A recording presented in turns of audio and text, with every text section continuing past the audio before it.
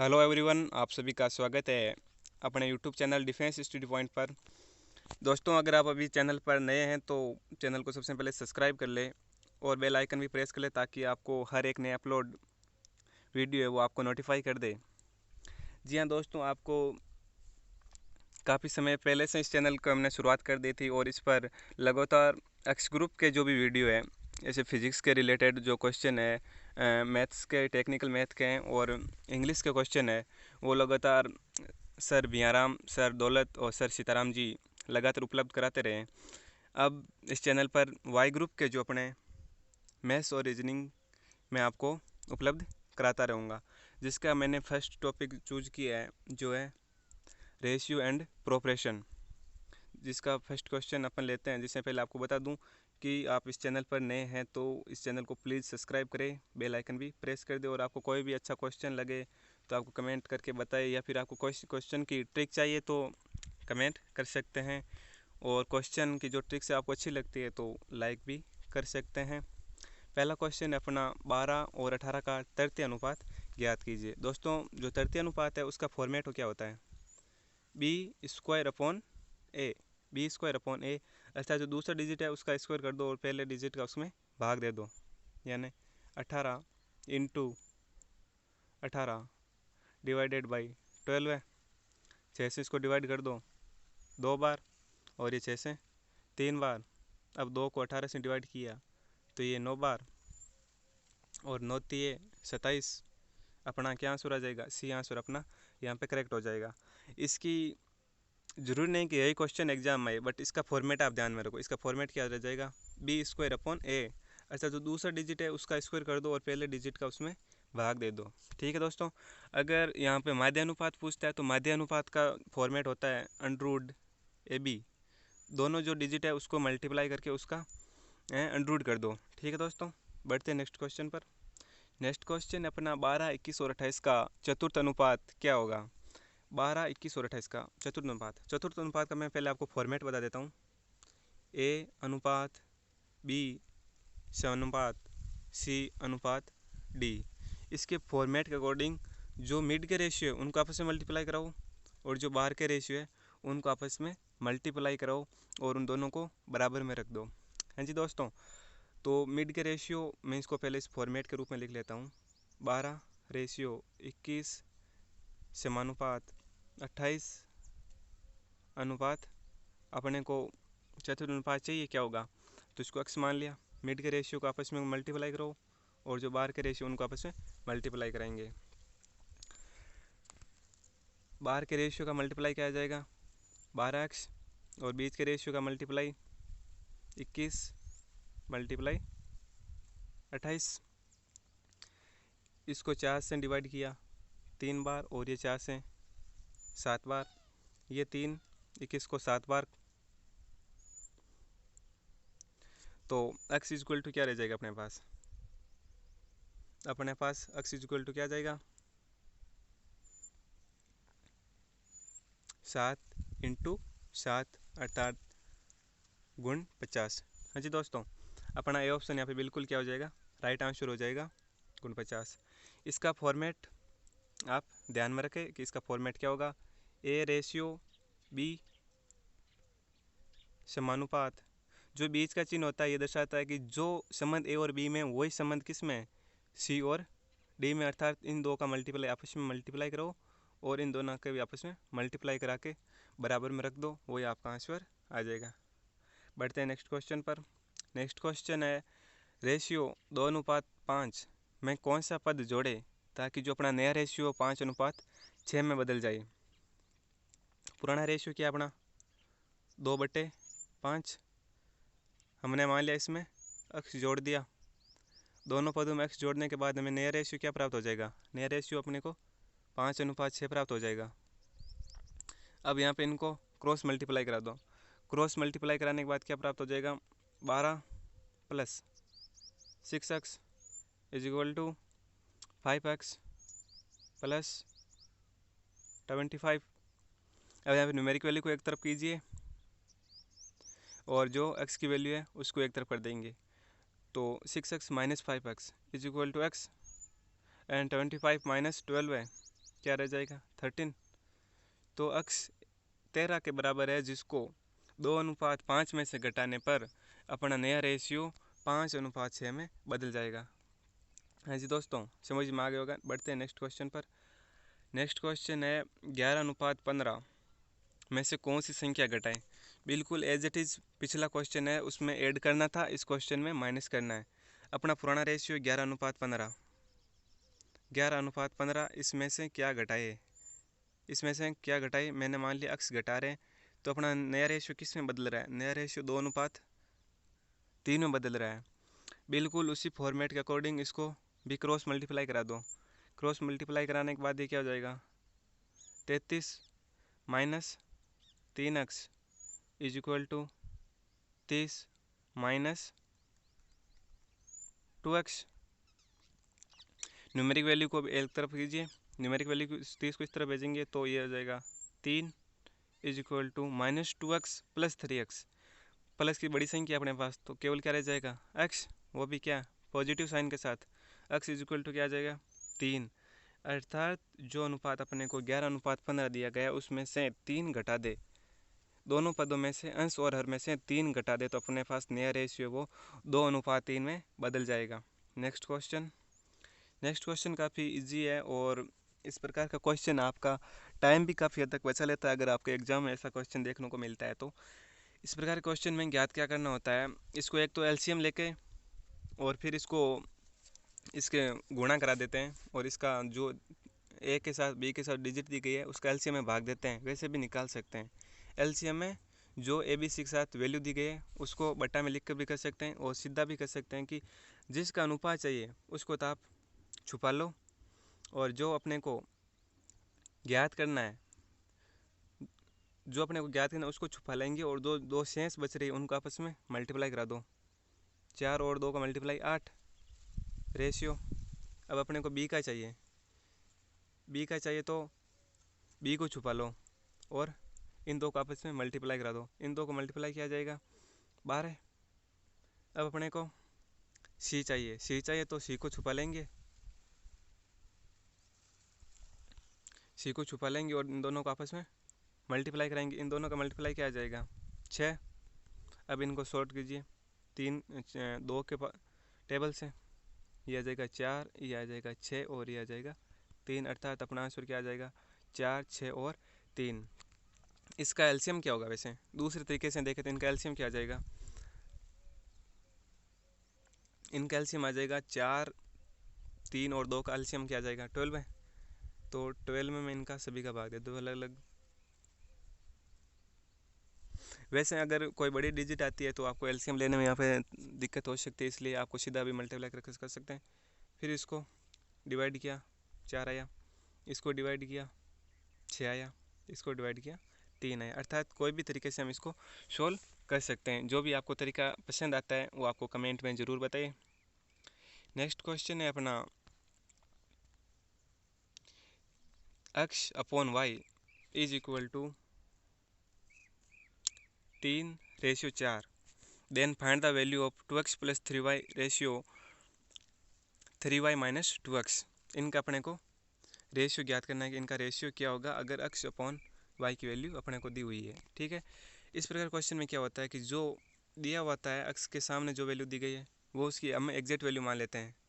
जो उसके सामने दिया हुआ है वो उसकी हम एग्जैक्ट वैल्यू मान लेते हैं। जैसे यहाँ पे x के बराबर में क्या है 3, तो x की वैल्यू 3 मानेंगे और y की वैल्यू 4 मानेंगे। ठीक है, अब सीधा मान पुट कर दो। मान पुट करेंगे 2x माइनस 3y, मैं यहाँ पे लिख लेता हूँ 2x minus 3y upon 3y minus 2x, 3y minus 2x। जबकि x और y की वैल्यू क्या दे रखी है अपने को, x और y की वैल्यू 3 और 4 है। x की 3 है और y की 4 है। उस वैल्यू को यहाँ पे पुट कर दो। x की 3, 3 दूने 6 माइनस y दे रखा है 4, ये हो गया 12 है, अपॉन 3y, 3y ये हो गया 12 है, माइनस यहाँ पे प्लस का साइन है। ठीक है, ये हो गया 12 है और 2x, x कितना दे रखा है 3 माइनस 6, ये कितना हो जाएगा 18 अपॉन 6।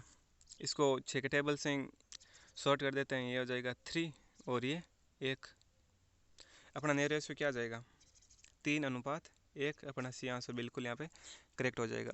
इस प्रकार क्वेश्चन को समझाने में थोड़ा वक्त लगता है, हालांकि इसको प्रकार क्वेश्चन देखेंगे तो काफ़ी इजी रहेगा। और दिल्ली पुलिस जो कांस्टेबल है उसमें लगभग आपको इसी प्रकार के क्वेश्चन देखने को मिलते हैं, और वाई ग्रुप में तो काफ़ी इजी क्वेश्चन आते हैं।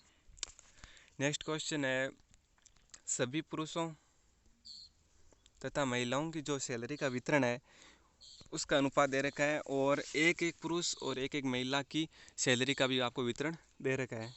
सभी पुरुष और महिलाओं की सैलरी 6:5 में है, तथा एक महिला एक पुरुष की सैलरी का अनुपात आपको 2:3 में दे रखा है। इस प्रकार क्वेश्चन को हम चतुर्थ अनुपात में उसके फॉर्मेट में लिखकर करेंगे। ठीक है, देखते हैं कैसे होता है। 6:5 समानुपात 2:3। इस फॉर्मेट में क्यों लिखा, क्योंकि जो अनुपात ये बता रहा है कि सभी पुरुष है वो 6 में, उनको 6 के हिसाब से सैलरी मिल रही है, और सभी महिलाएं उसको 5 के हिसाब से मिल रही है। जबकि एक यहाँ पे जो संबंध है, यहाँ पे संबंध है कि सभी पुरुषों को 6 मिल रही है, सभी महिलाओं को 5 मिल रही है। तो यहाँ का यह संबंध क्या बता रहा है, यह संबंध बता रहा है कि एक पुरुष को 2 मिल रहा है, एक पुरुष को 3 मिल रही है। ठीक है, नेक्स्ट क्वेश्चन पर इसी को आगे सोल्व करते हैं। पहले इनका अनुपात पूछा है कि तब पुरुषों तथा महिलाओं की जो संख्या है उनका अनुपात हमको ज्ञात करना है, उनकी संख्या क्या होगी। तो चतुर्थ अनुपात के फॉर्मेट के हिसाब से जो बाहरी रेशियो है उनको आपस में मल्टीप्लाई कर दो और बराबर में इस रेशियो को लिख देते हैं। 6 × 3 कितना हो जाएगा 18, बराबर में 5 × 2 ये कितना हो जाएगा 10। अपने को रेशियो चाहिए तो 18/10 यहाँ पे क्या रेशियो को दर्शा रहा है। ठीक है, तो इसको थोड़ा शॉर्ट कर लेंगे, 2 के टेबल से ये आ जाएगा 9 और ये आ जाएगा 5। जो अपने पुरुष और महिलाओं का जो संख्या का अनुपात है वो क्या है 9:5। अपना ए आंसर यहाँ पे बिल्कुल करेक्ट आंसर हो जाएगा। नेक्स्ट क्वेश्चन पर बढ़ते हैं। नेक्स्ट क्वेश्चन है, किसी कारखाने मजदूरों की मजदूरों की संख्या है उसमें कटौती कर दी जाती है किसी कारण से, लॉकडाउन के कारण से शायद। तो वो पहले 15 थे, अब 11 हो गए। ठीक है, तो उनकी मजदूरी में वृद्धि हो रही है। जो मजदूर अब कम बच रहे हैं तो उनको वो भी जाना चाहेंगे, इसलिए उनकी मजदूरी बढ़ा दी है। मजदूरी किस अनुपात में बढ़ी, पहले 22 थी, अब क्या हो गई 25 हो गई है। तो उनकी कुल घटी हुई मजदूरी का अनुपात इन्होंने पूछा है। ठीक है, तो देखिए ऑप्शन के हिसाब से कौन सा ऑप्शन आपको लग रहा है कि ये हो सकता है। मेरे को तो लग रहा है सिर्फ यही होगा इसका आंसर, क्योंकि सिर्फ यही एक ऑप्शन है जिसमें पहले मजदूरी ज़्यादा है और बाद में मजदूरी कम है। 6 से 5 एक क्या हो रही है डिक्रीज हो रही है, जबकि इसमें 1 इंक्रीज हो रही है, इसमें 2 इंक्रीज हो रही है और इसमें 4 इंक्रीज हो रही है। सिर्फ एक ही ऑप्शन है जिसमें इनकी मजदूरी का अनुपात है वो घटा हुआ है। ठीक है, नेक्स्ट क्वेश्चन काफ़ी इजी क्वेश्चन है, इसको आप वैसे भी कर सकते हो कि 15 × 22 आपको बता देता हूँ मैं। 15 × 22 अपॉन पहले मजदूरी ये थी 15 आदमी थे उसको 22 मिल रही थी, अब मजदूर कितने 11, उनको मजदूरी कितनी मिल रही है 25 मिल रही है। 5 के टेबल से इसको काटो, 5 के टेबल से इसको काटो, ये 3 बार, ये 5 बार, 11 के टेबल से इसको काटो, ये 2 बार।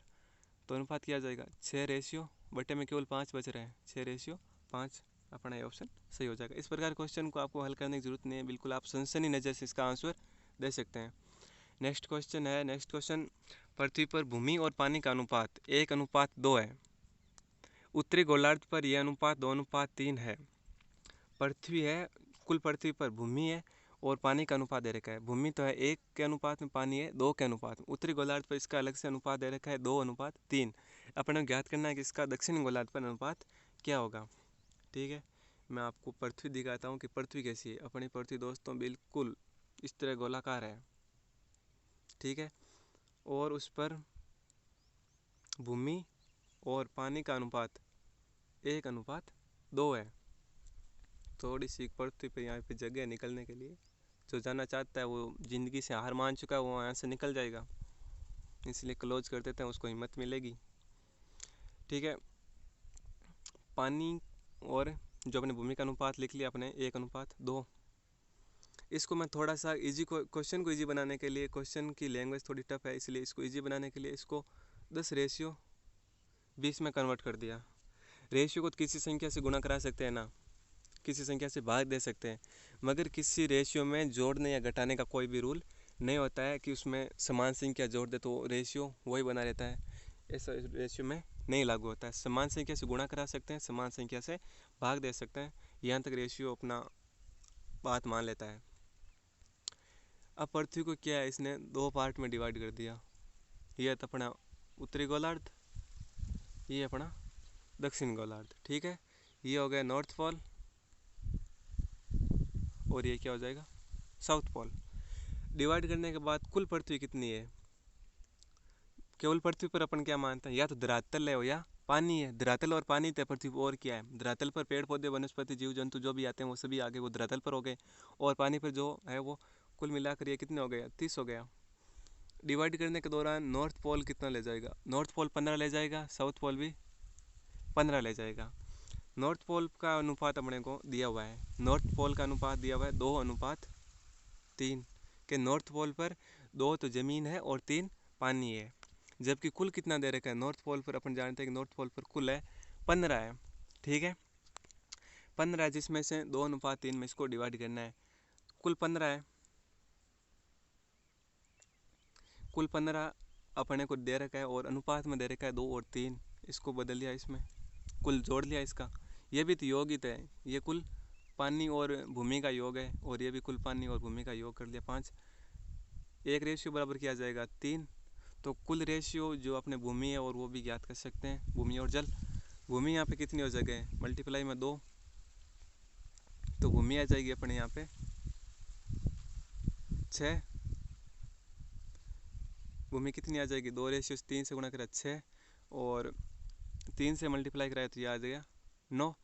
जबकि भूमि अपने पास कुल थी कितनी, कुल 10 थी। कुल 10 में से 6 नॉर्थ पोल पर चली गई, तो साउथ पोल पर कितनी रह गई, अब साउथ पोल पर कितनी रह गई, 4। कुल जल था 20, जिसमें से 9 तो अपने पास चला गया नॉर्थ पोल पर, तो साउथ पोल के लिए अब कितनी भूमि बचेगी, साउथ पोल के लिए भूमि बचेगी 11। अर्थात जो रेशियो है वो क्या आ जाएगा, 4:11।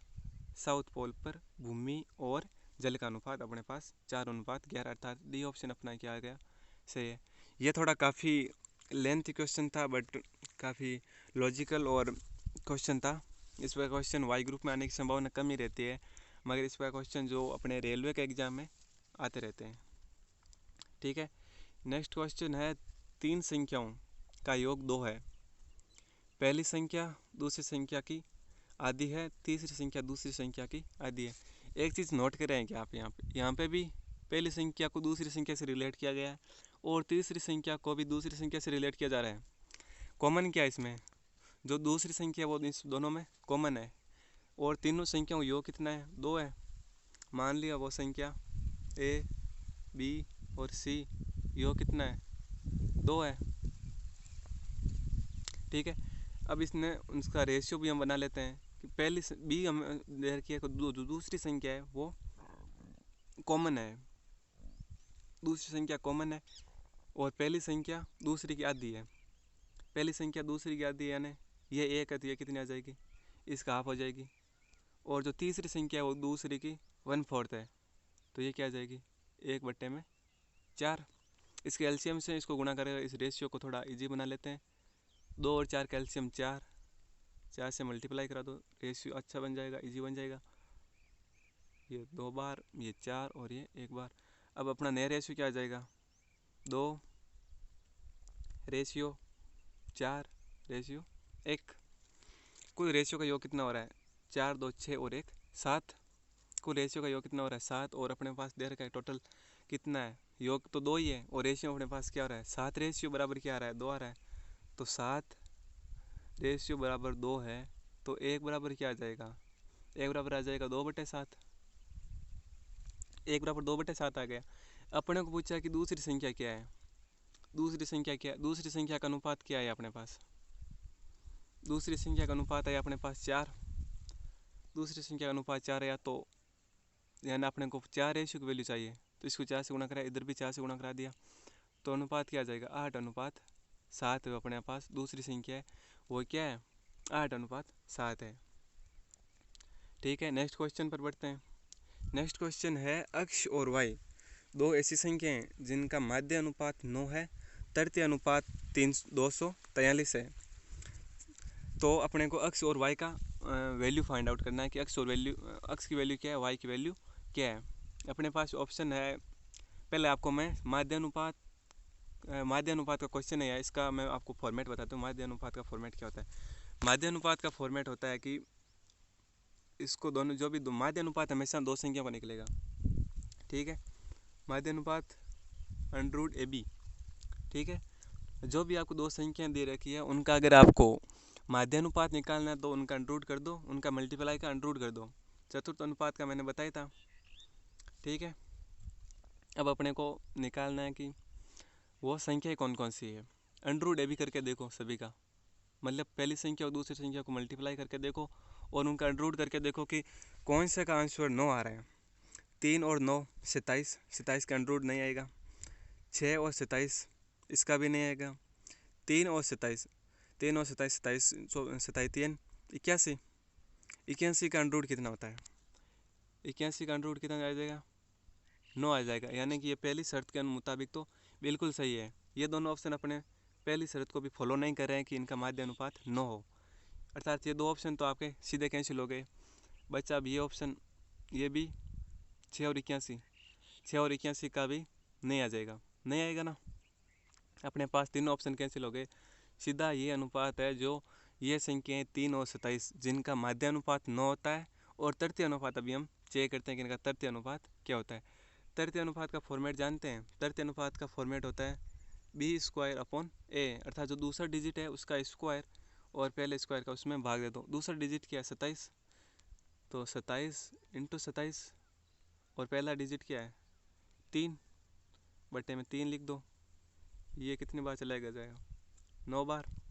तो 27 × 9 क्या आ जाएगा? 9 7 63, हासिल की 6 और 9 2 18, 18 और 6 24, 243, अर्थात 3 और 27 है जिनका माध्य अनुपात तो 9 है और तृतीय अनुपात 243 है।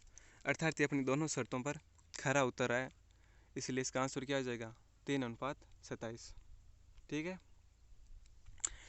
शायद आपको प्रत्येक क्वेश्चन समझ में आ गया होगा। अगर आपको कोई भी क्वेश्चन में डाउट रहता है तो आप कमेंट बॉक्स में ज़रूर बताइए और लाइक करना ना भूलें। इस चैनल को सब्सक्राइब भी कर ले ताकि जो भी आपको अक्ष ग्रुप के मटेरियल सीताराम जी सर है, बिहाराम जी सर है और दौलत सर है वो आपको उपलब्ध करा रहे हैं, उसका भी आप भरपूर फ़ायदा ले सकें। ठीक है दोस्तों, जय हिंद, जय भारत।